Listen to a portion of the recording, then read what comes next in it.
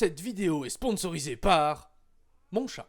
Salut les enfants, bienvenue dans ma nouvelle émission qui consiste à prendre un catcheur au hasard et à tout simplement vous le présenter. Ouh, j'aime Schwarzy, putain. Bref, passons au show. Alors, pour ce premier épisode, vous vous doutez bien que le plus dur a été le choix. C'est alors que je me suis dit, et si je commençais par l'un des catcheurs les plus connus au monde?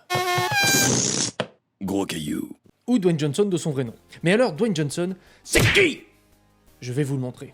Bon, je vous zappe l'enfance de notre Dwayne parce que c'est hors sujet avec le concept de l'émission, et surtout parce que j'ai pas le temps, mais en gros il a été créé en Californie, à Hayward plus précisément, le 2 mai 1972. Et attention, spoiler, il fait partie d'une des plus grandes familles de catcheurs au monde. Mais ça, c'est une autre histoire. Concentrons-nous là où ça nous intéresse, à savoir son arrivée dans le monde du catch. Il faut savoir que c'est en partie à cause d'une blessure à l'épaule et l'abandon de sa carrière dans le football américain que notre petit caillou débarqua dans le monde merveilleux du catch. C'est donc en 1994, armé de ses 1m98 et de ses 120 kg environ, My ding ding dong. que notre jeune Dwayne se lança sous la tutelle de Pat Patterson. Mais qui est Pat Patterson, me direz-vous? Vous le saurez un jour. Il se lança donc dans une petite fédération qui se nomme la USWA, sous le nom de Flex Cavana.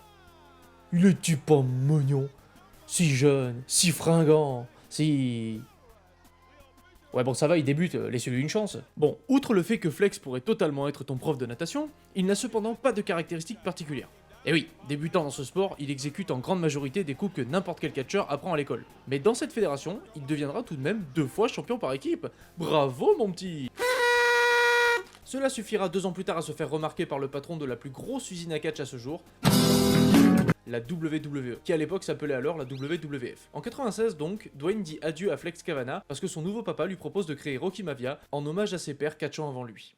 Oui bon, autre temps, autre mœurs. Notre jeune Rocky a sa première apparition télévisée le 25 novembre 1996.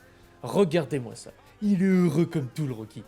Comme je l'ai indiqué plus tôt, les prises de base sont certes indispensables, mais il faut qu'un catcheur acquiert des mouvements qui lui sont propres afin de se construire. Et Rocky Balboa Maivia va osciller entre galipette et ce truc, et choisira en prise de finition, ou finisher comme on dit, le running shoulder breaker. Mais c'est une galipette qui lui permettra d'obtenir sa première ceinture, le championnat intercontinental, contre un mec qui se nomme Hunter Hearst machin là. Mais malgré sa victoire, Rocky ne parvint pas à gagner le cœur de la foule qui va l'accueillir à coups de... Et... Die, Rocky, die. Ce qui n'est pas très sympa. Mais regarde Rocky, tu as encore des gens qui t'aiment, notamment elle, qui a l'air de beaucoup t'apprécier. Mais devant ce refus d'amour, Rocky laissa tomber son sourire pour se rallier à la... Voilà, un groupe de méchants très vilains. Bah oui, quitte à être hué, autant être hué pour de bon, sachant qu'il leur avait dit non quelques semaines avant le couillon.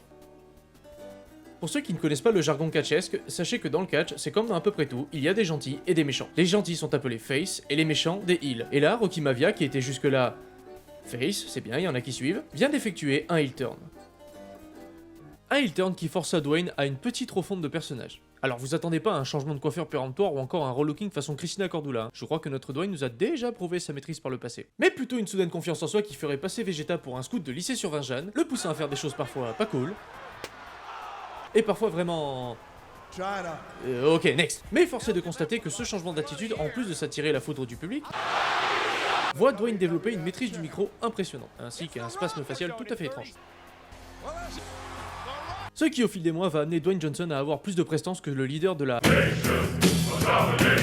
Oui bon, on a compris. Et ainsi naquère... Gros caillou. En effet, le Rock est un Pokémon qui parle constamment de lui à la 3ème de long, The Rock says this. The Rock says. The Rock says this. The Rock says. eh bien nous t'écoutons The Rock, qu'as-tu à nous dire?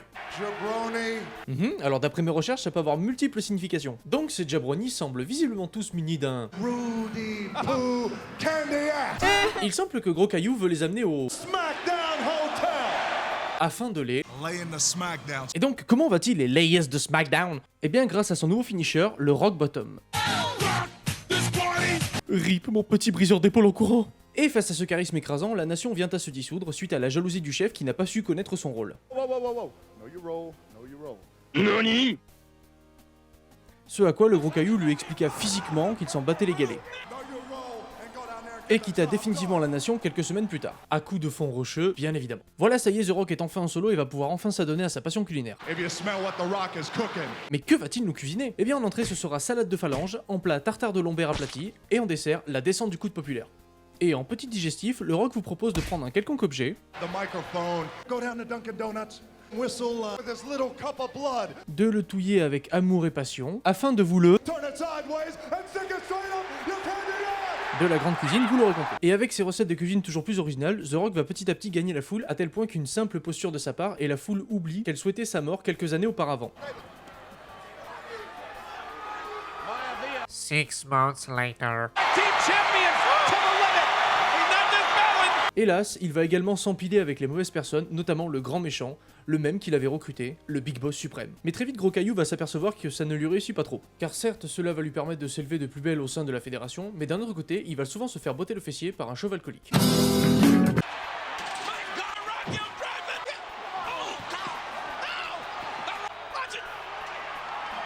Et goûter également une recette dont il n'est visiblement pas très fan.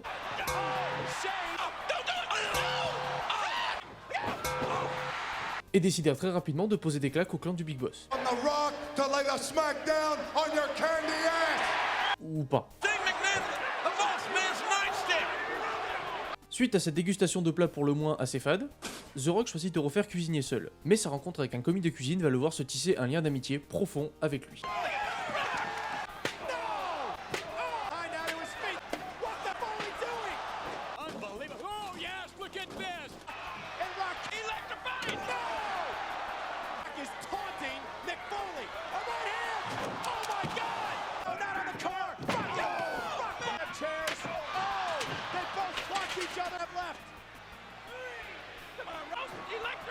C'est beau l'amour, putain.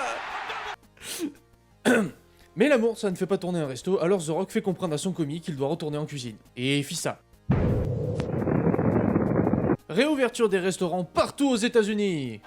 Finally, The Rock has come back to Boston, to Chattanooga, to St.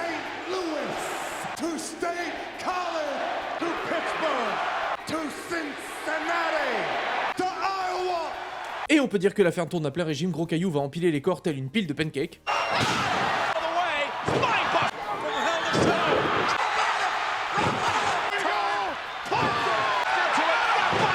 Bon, certains vont montrer une certaine réticence quant à la fraîcheur des plats de ce dernier, mais The Rock, de par sa persévérance, va toujours trouver un moyen de faire apprécier sa cuisine à tout le monde.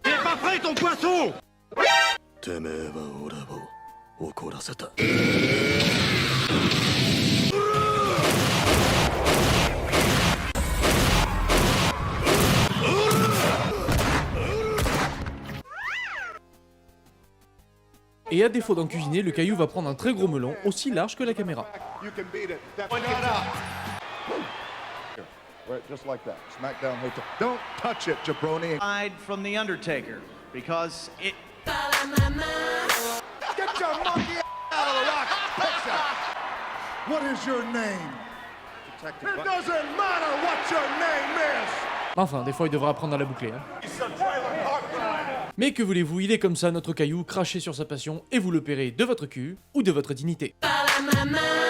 Et donc, malgré quelques réfractaires, les clients vont affluer pour la cuisine du Rock, car ils l'ont visiblement bien senti, vu qu'on passera de In front of the thousands of Rock's fans here tonight, à des million would be chanting Rocky's name. À la suite de ce succès, et de quelques déboires en cuisine, The Rock fermera les portes de son resto en 2004. Mais ouvrez exceptionnellement 7 ans plus tard, le retour de la pierre en format poli, s'il vous plaît. Celui que l'on surnomme le champion du peuple, le grand 1, le buffle de Brahma, et l'homme le plus électrifiant de tous les divertissements sportifs était... Come back!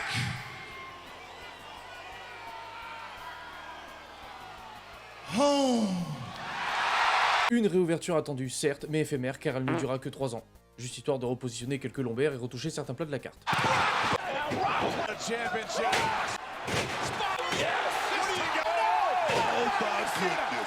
Car le grand 1 s'était trouvé une nouvelle passion, en plus de la cuisine, et de la musique visiblement.